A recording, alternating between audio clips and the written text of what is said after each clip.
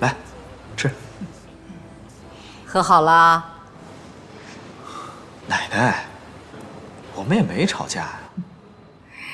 记住，以后啊，无论遇到什么事情，都要经过调查才能下结论，懂吗？知道了，奶奶，您赶紧吃饭吧。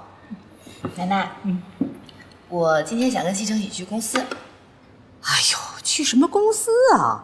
你的身体还没有完全恢复呢，在家再多待2天吧。啊，奶奶，您就让他去吧，他在家也很无聊，而且我已经跟下面的人打好招呼了，他只负责我一个人的办公室。那还不是一样啊，照样当清洁工。我看你们2个真是在胡闹。奶奶，这个其实是我的意思。您看，我不想在公司里太招摇，而且公司里其他的职位也不缺人呢。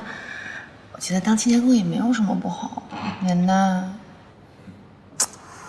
哎呦，你们2个人啊，都有自己的主意。